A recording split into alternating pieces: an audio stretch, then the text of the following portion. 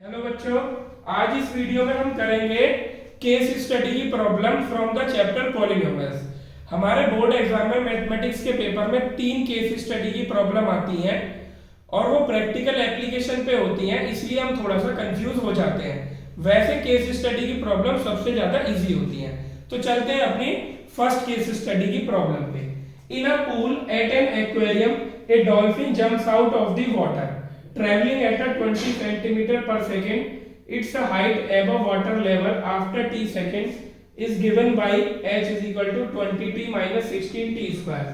यानी जो ये हमारी डॉल्फिन जंप करेंगी वाटर से, तो उसके बाद जो उनकी हाइट होगी वाटर से निकलने के बाद वो इस पॉलिनोमियल से दी गई है।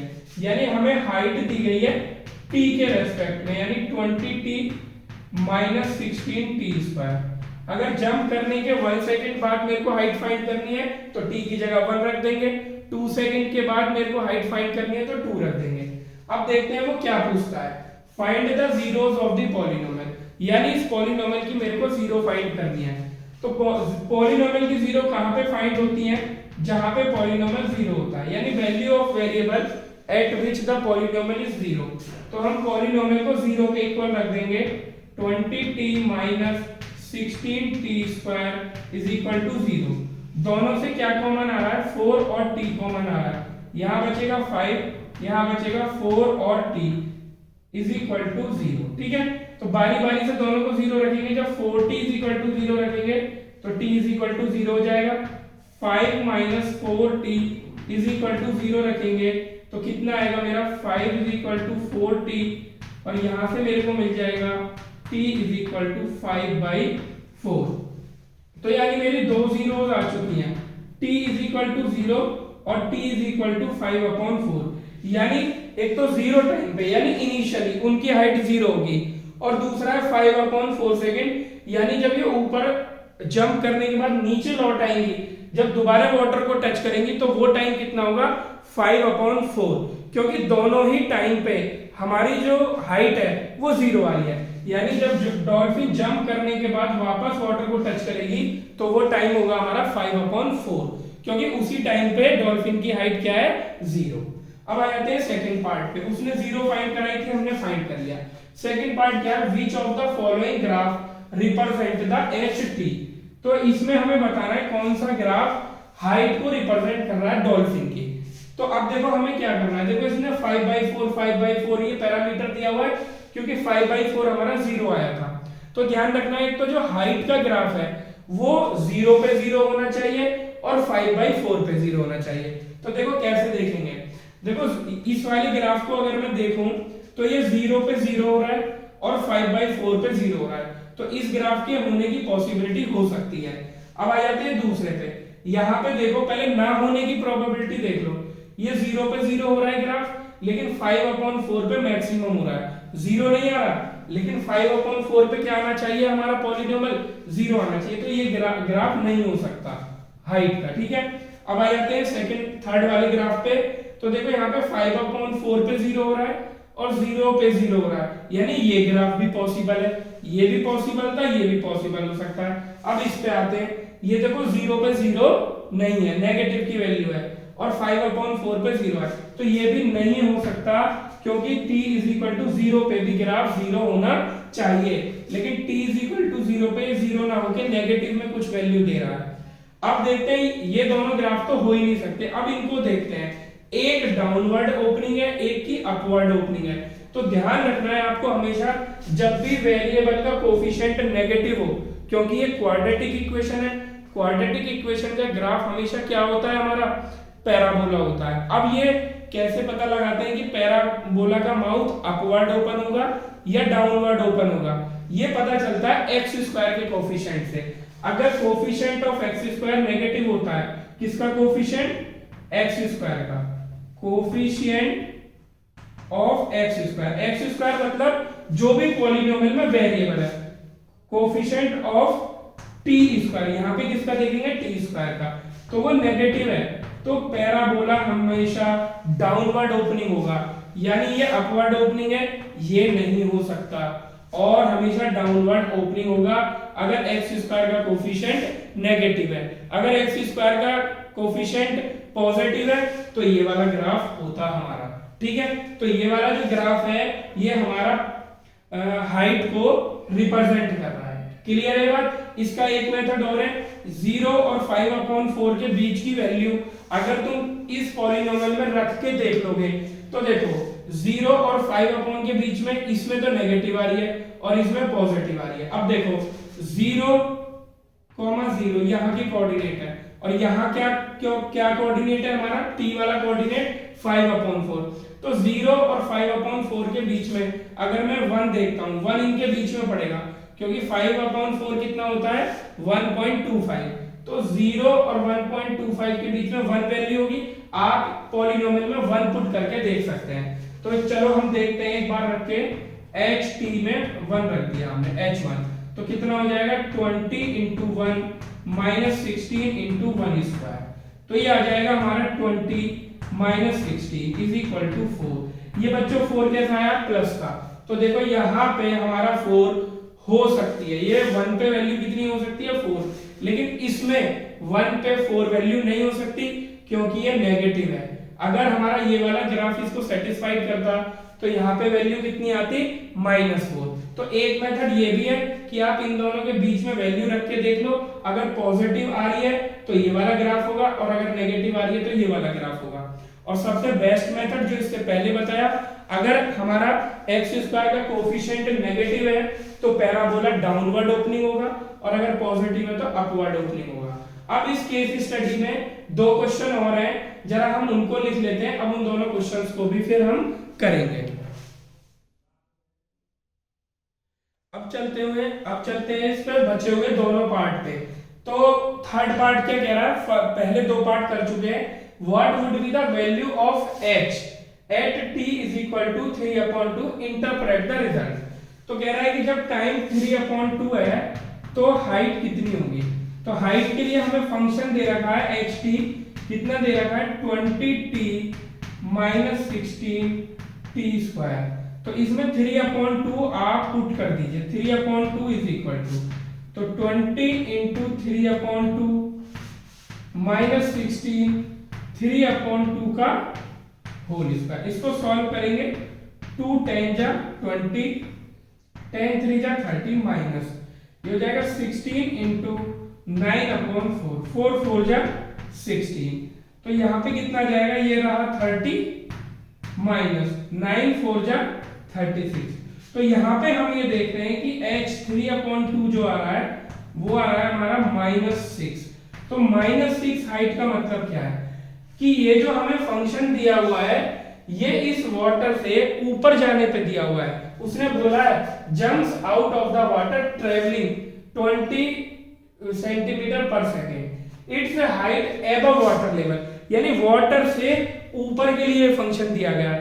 तो जब हमारी हाइट नेगेटिव आएगी इसका मतलब क्या है कि जो डॉल्फिन है वो वाटर के अंदर चली गई है, यानी -6 सेंटीमीटर का मतलब है कि वो वाटर के अंदर 6 सेंटीमीटर चली गई है। तो इंटरप्रेट योर आंसर का मतलब क्या है, हाइट ऑफ डॉल्फिन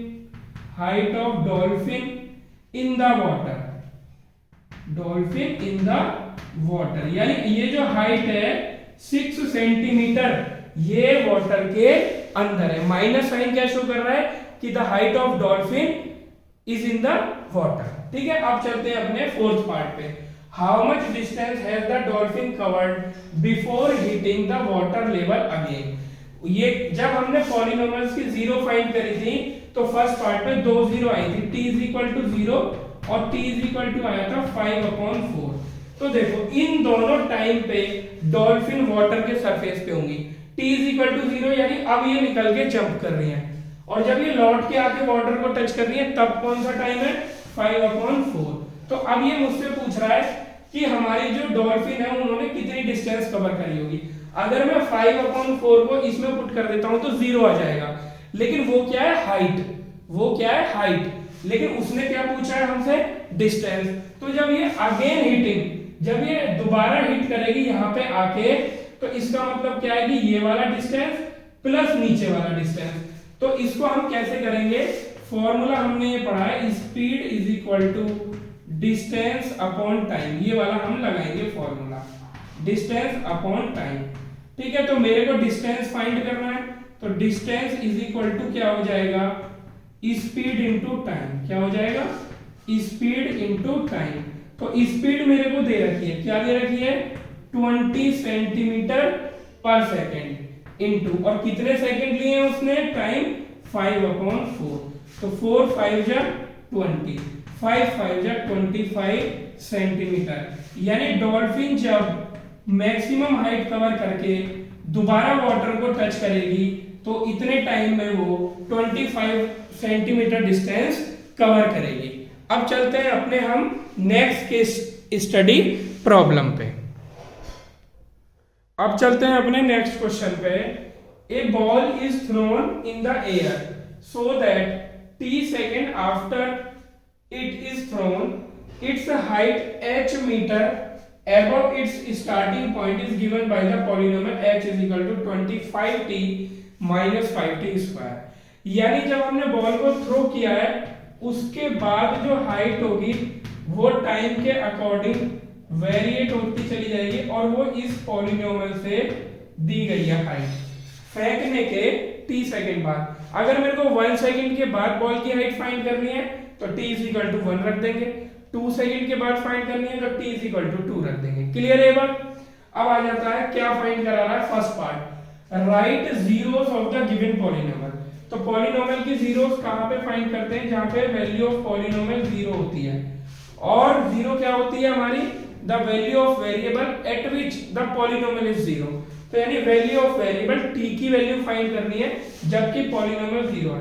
तो यहाँ पे हम पॉलिनोमियल की वैल्यू रख देंगे 25 minus 5t square is equal to 0। दोनों से क्या कॉमन आ रहा है, 5t, यहां से बचा 5 और यहां से बचा t इज इक्वल टू 0। दो फैक्टर आ गए, बारी बारी से 0 रखो, 5t को 0 रखेंगे तो t इज इक्वल टू 0, और 5 माइनस t को 0 के इक्वल रखेंगे तो t इज इक्वल टू 5। तो दो 0 मेरी आ चुकी है, पहली t इज इक्वल टू 0 और t इज इक्वल टू 5। दो 0 आने का मतलब क्या है, इन दोनों टाइम पे बॉल की हाइट 0 है। अब दोनों टाइम पे कैसे 0 हो सकती है, देखो जब मैंने फेंकना शुरू किया है टाइम है 0, उस टाइम पे बॉल की हाइट 0 है, यहाँ पे है, और जब वो पूरा मैक्सिमम हाइट कवर करके यहाँ पे आ जाएगी 5 सेकंड पे तो दोबारा टाइम कितना हो जाएगा, सॉरी दोबारा हाइट कितनी हो जाएगी, 0 हो जाएगी। तो वो टाइम है मेरा 5, यानी दो टाइम पे बॉल की हाइट 0 है। Second part, find the maximum height achieved by the ball. तो देखो इस ग्राफ में अगर मैं देखूं मैक्सिमम हाइट यहाँ पे है, तो अगर मैं इसको परपेंडिकुलर नीचे आ जाऊं तो यहाँ पे मेरे को t फाइंड करना पड़ेगा। अगर मेरे को t पता चल जाएगा तो इसमें पुट कर दूंगा, मेरे को मैक्सिमम हाइट पता चल जाएगी। मैं परपेंडिकुलर इसको डाउन करता हूं तो t की वैल्यू मेरे को इस पॉइंट पे कितनी दी हुई है, 5/2, 0। इस पॉइंट के जो कोऑर्डिनेट है वो है 5/2, 0, क्योंकि पॉइंट पे हाइट तो कुछ चले ही नहीं है, ठीक है। तो ये हो गया हमारा 5/2, 0 इस पॉइंट के, तो ये वैल्यू कितनी होगी, 5/2। तो यानी इस पॉइंट के लिए मेरे को जो टाइम है वो पता चल गया 5/2। तो मैक्सिमम हाइट कैसे निकलेगी, मैक्सिमम हाइट कैसे निकालेंगे हम, वो होगी हमारी h, और टाइम की वैल्यू कितनी होनी चाहिए, 5/2।